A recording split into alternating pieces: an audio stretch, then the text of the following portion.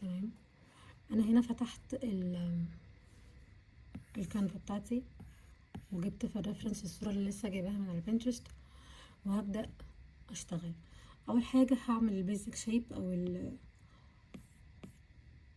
السكتش بتاعي.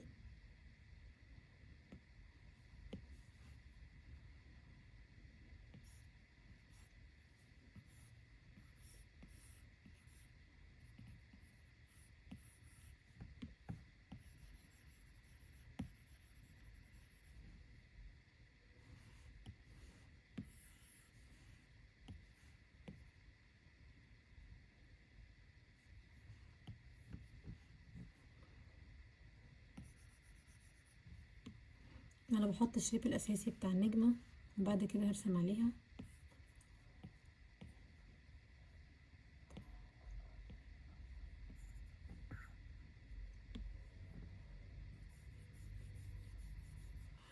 ازيكم جميعا. النهاردة هنلون مع بعض على برنامج بروكريت. انا هنا بدور على بنترست على صورة عشان ارسمها، او مش ارسمها، عشان اذاكرها وافهم الالوان اللي فيها. فعملت داونلود للبالونة دي. انا رسمتها قبل كده بس حبيت ارسمها تاني معاكم. ودلوقتي بدور على صور تانية عشان افهم اكتر الوان او احسن من طريقة التلوين بتاعتي. فبنسميها painting study او مذاكرة تلوين. بشوف الصور اللي انا عايزاها من على بنترست، وبعدين بختار اي صورة وابدأ ان انا الونها. في هنا قبل بس ما ابدأ، هنا شايفين الصورة دي؟ هنا بيوريكوا ازاي ستيب باي ستيب بتلونوا الحاجة. يعني ستيب 1 الشيب الاساسي، ستيب 2 بنحط البيزك تون او اللون اللي احنا اللون الاساسي، وبعدين بيحط الشادوز، وبعدين بيدمج شويه بيعمل بلندنج، وبعدين بيحط الهايلايتس او الالوان الفاتحه، وبعدين يحط بقى في الاخر التفاصيل الصغيره. هي نفس الستبس اللي بنعملها في كل فيديو، بس كل ما بنشوفها كل ما بنتعلمها احسن. ولما بتشوفوا الحاجه ستيب باي ستيب الموضوع بيبقى احسن بكتير. خلينا نبدا. لما اظبط شكل الشيب اللي قدامي وابقى خلاص تمام راضيه عنه نوعا ما، هنبدا في المرحله اللي بعدها، وهي التلوين. زي ما متعودين في كل مرة هنعمل لاير جديدة وهنخليها تحت اللاير السكتش، ونبدأ نحط اللون البيزك. هنا الصورة عندي انا ممكن زي ما قلت لو دوست عليها هيطلع لي كل الالوانات اللي فيها، فانا هعمل كده عشان انا عايزة افهم اللون. طبعا الصح ان انتي تحاولي تطلعيه بعينيكي وتطلعي من دايرة الالوان وتشوفي اللون بعينيكي. مثلا اللون دي الوانات الاصفر، اتمرن بقى ان انا ايه اطلع اللون اللي انا عيني شايفاه، متأكد من نفسي انا صح ولا غلط. يعني مثلا اهو اللون لو وقفت هنا هيطلع لي اللون ده مثلا. انا الاقي اللون ده هنا فين، اقعد ادور عليه لغايه ما عيني تعرفه او اقرب حاجه ليه واطلعه، عشان اتعلم ان عيني تلقط اللون من غير ما اضطر ان انا اعمل بيك للون زي ما انتوا شايفين. اوكي طيب، خلينا نعمل اللون اللي هو البيزك او اللون اللي في النص، اللي هو ولا فاتح ولا غامق. هجيب طبعا الفرشه المفضله عندي، مش لازم تبقوا كلكم بتلونوا بيها، بس انا بحبها اللي هي بليم سول، وبعمل بيها سمادجنج وبعمل بيها اريزنج وكل حاجه. نكبرها شويه.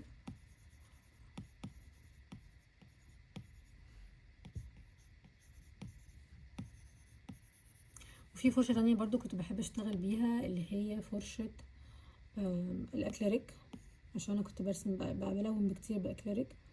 ممكن اعمل بيها النهارده كتغيير. في بينتنج براش باك، اسمها ويت اكليريك. اوكي، الحلو فيها ان هي بتبني يعني بس يعني اول هي بتبقى خفيفه، كل ما تشتغلي كل ما بتتقل معاكي.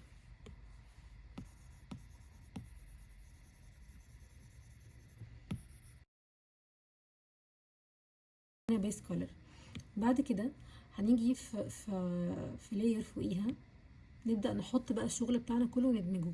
يعني ايه الشغل بتاعنا كله؟ يعني الالوان الغامقة والالوان اللي فاتحة والالوان اللي في النص يعني، ونشوف هنعمل ايه. هنبدأ الاول بان احنا بنحط الالوان الغامقة. برسم الشيب اللي انا شايفاه بعينيا جوه البالونة.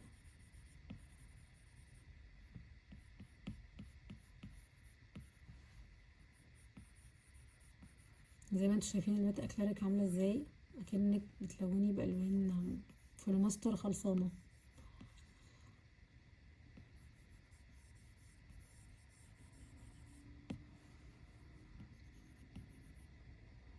في شيب واضح جدا قدامي، بحاول ان انا اشوفه بعينيا مظبوطه، زي ما يكون بعمل سكتش جوه السكتش.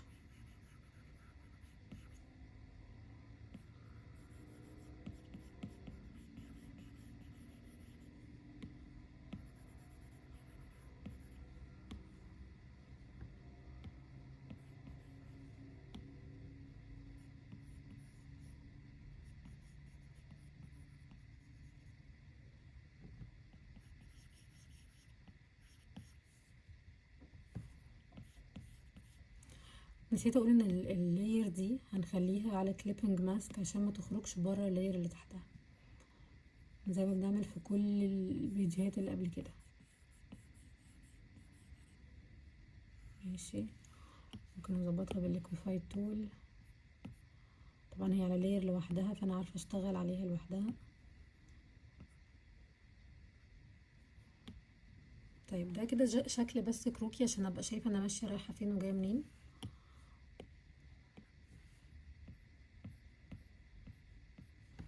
بعدين ابدا الون بقى واعمل سمادجنج بتاعي. مبدئيا نختار اللون كده، بس انا انصح طبعا زي ما كنت عامله فيديو قبل كده بتاع دمج الالوان ان احنا نحضر الباليتة بتاعتنا الاول بالطريقه اللي انا قلتها في الاول، ان اشوف عينيا شايفه ايه واحاول اطلع اكبر عدد ممكن من الالوان بعينيا عشان افهم الوان.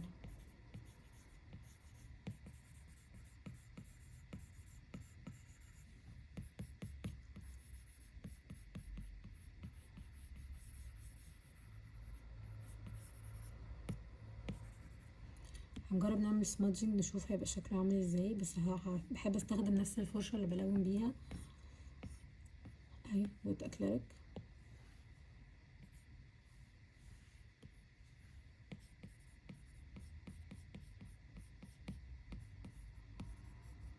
ماشي،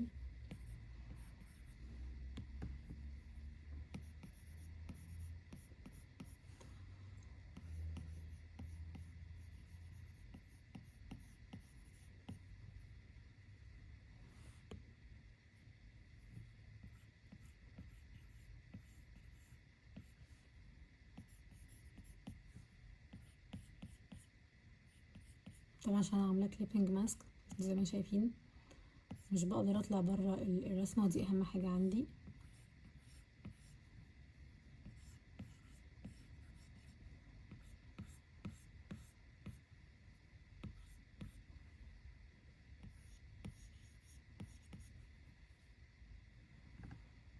طيب في طبعا زي ما انتوا شايفين الشكل اللي بره ده انا هزوده في الاخر.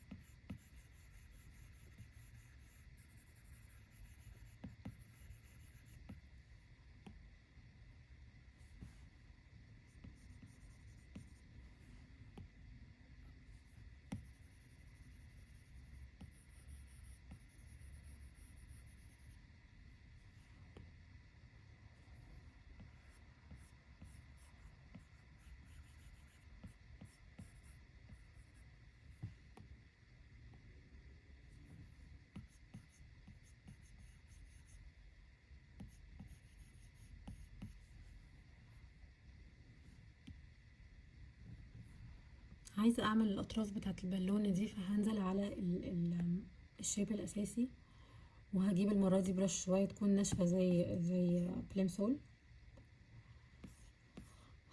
فين الفيفوريت بتوعي، هنحطهم مع بعض ومسمية البرش باك فيفوريت، ومنها من ضمنها الويت اكليريك طبعا، وهنا بلمسول.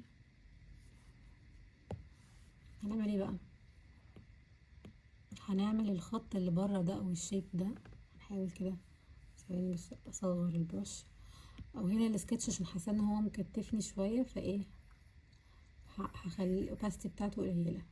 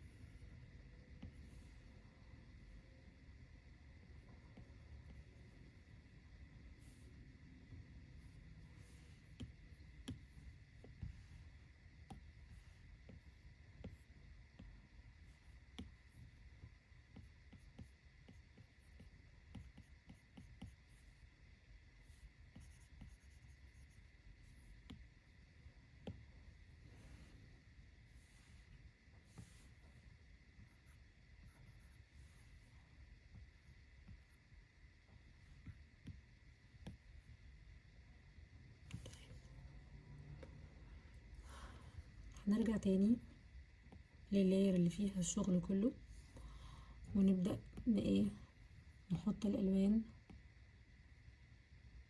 زي ما عينينا شايفاها.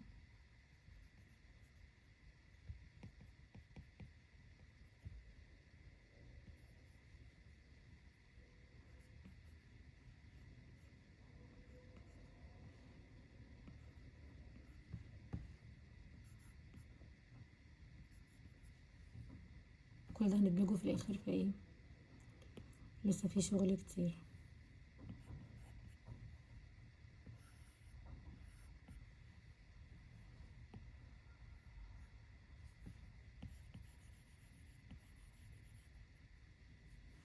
انا هنا بشتغل ببلمسول تاني، بس وات اكليريك هتعمل نفس النتيجة، بس عشان وقت الفيديو ما يطولش مني، فبلمسول اسرع بالنسبة لي، لان انا بقدر اجيب اللون من اول برش ستروك، مش بحتاج ان انا اقعد اعيد في الالوان، وهنشتغل بيها عشان ننجز في الوقت.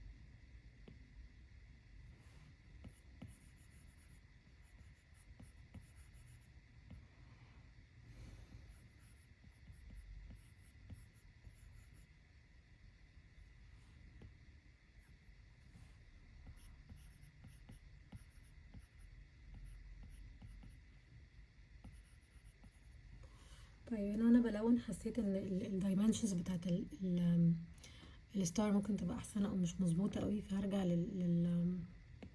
للبيزك شيب وابدا ان انا العب شويه في الليكويفاي تول، اكبر شويه الحجم اللي انا شايفاه فيه مشكله،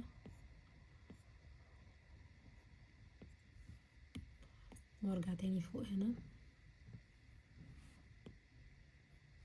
اكمل تلوين.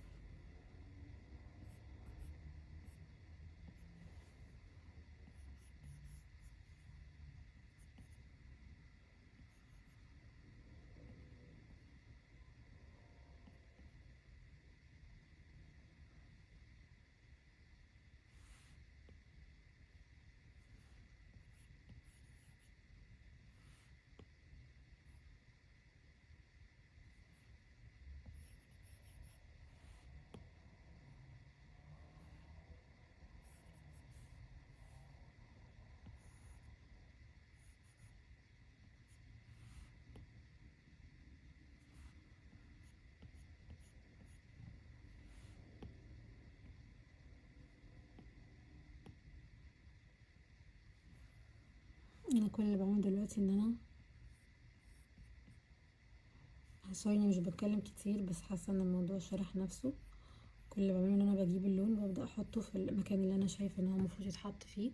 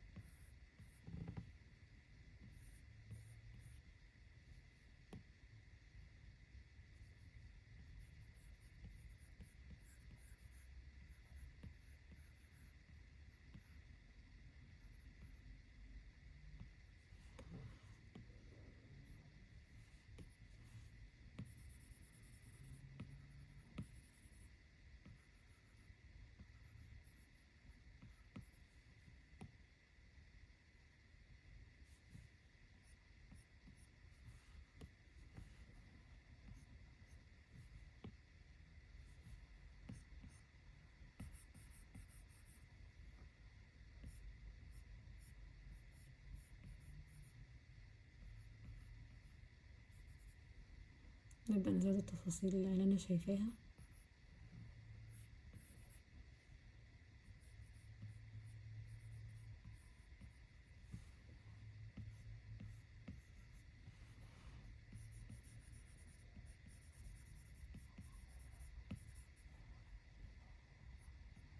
لو استمريتوا على ان انتوا تعملوا ستادي زي دي، ان انتوا تمسكوا صورة وتحاولوا تذاكروها وتفهموا الالوان اللي جواها، ده يحسن جدا من مستوى التلوين بتاعكم والشغل بتاعكم. لو قدرتوا ان انتوا كل يوم تعملوا painting study، ايا كانت الصورة، سواء شكل طبيعي، ايتم، اي حاجة، هيفرق جدا على المدى البعيد. انا هنا هعمل حاجة، هخلي الاتنين دول على نفس اللاير عشان عايزة ادمج تحت فوق، يعني عشان ابدأ عملية الدمج ابقى ايه مرتاحة اكتر، ما بقاش متكتفة بالكليبنج ماسك. اوكي، نبدأ بقى ندمج.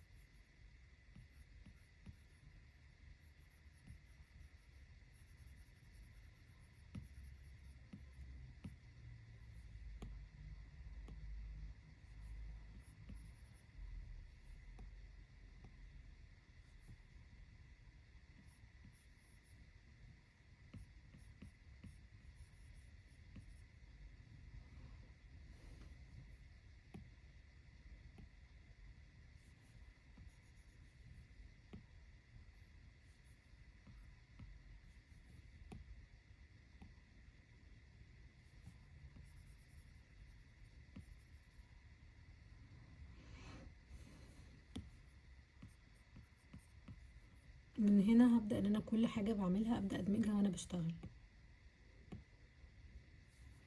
يعني هنا مثلا احط اللون،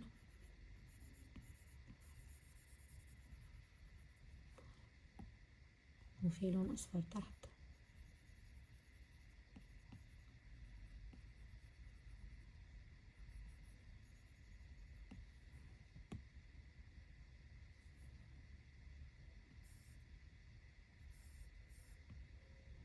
هبدأ ان انا ادمج الاتنين دول مع بعض.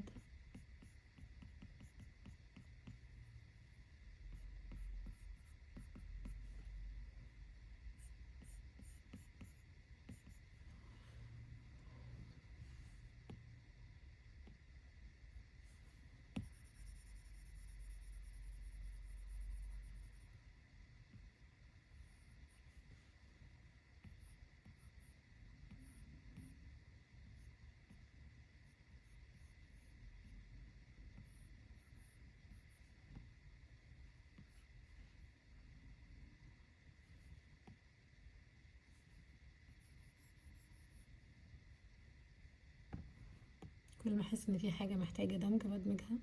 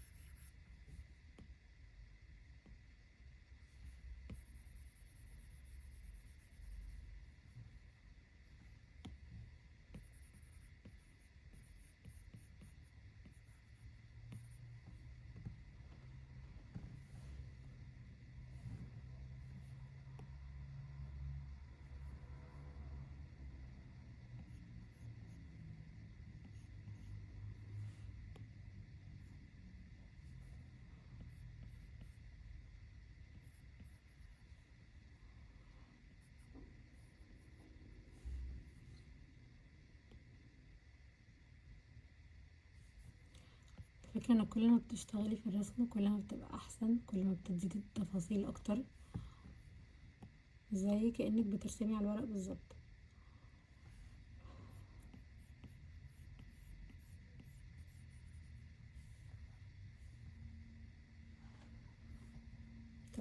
بحاول اقلل الوقت بتاع الفيديو على قد ما اقدر. عايزة اعمل حاجة، هودي دي هنا كده تبقوا شايفين احسن، صح؟ معلش نقلتها متأخر شوية.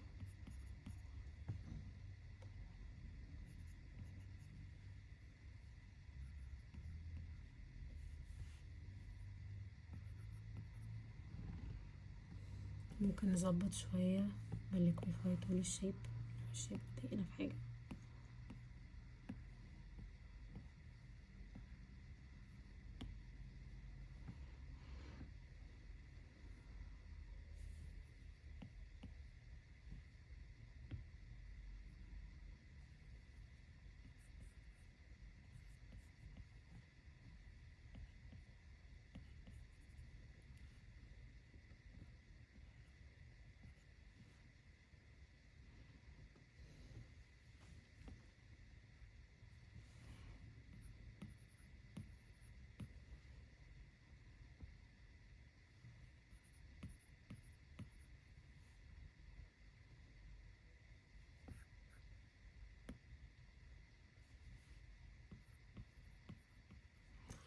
عشان الفيديو ما بقاش طويل عليكم، اللي هيجي بعد كده هسرع الفيديو، بس انتوا فهمتوا الفكرة الأساسية.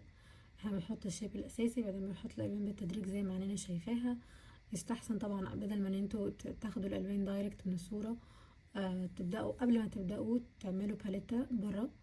وانا قبل كده كان في فيديو كنت بتكلم ازاي تعملي دمج للألوان بتاعتك او تطلعي الألوان اللي في الصورة بعينيكي. ممكن ترجعوا له. اسمه ارسم معايا خطوة بخطوة دمج الألوان. بشرح فيه ازاي تطلعي الألوان بعينيكي. بس طبعا انا يعني بضطر ان انا في الفيديو اخد على طول من الصورة علشان الوقت، عشان ما ضيعش وقتكم في تفاصيل كتير. خلينا نكمل الفيديو بشكل اسرع عشان ما نضيعش الوقت. ولو عجبتكم التفاصيل وعجبتكم الفكرة وعجبكم حسيتوا اتعلمتوا حاجة، متنسوش تعملوا لايك وسبسكرايب. شكرا جدا على وقتكم.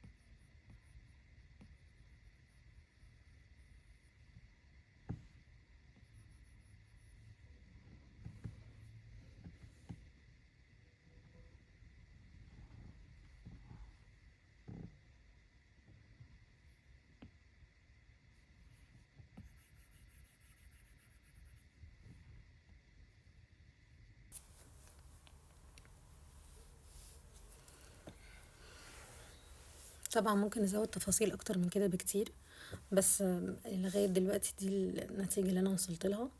انا نقلت شكل الكاميرا عشان تشوفوا احسن.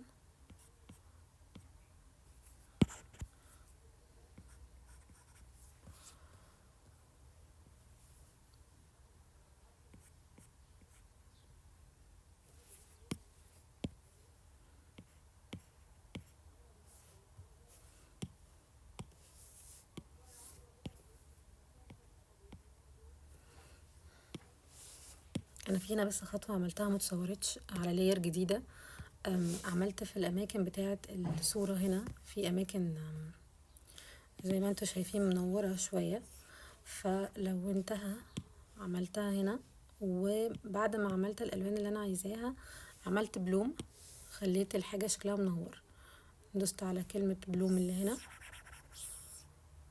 ومشيت بالقلم على الشاشة، فالحاجة نورت شوية.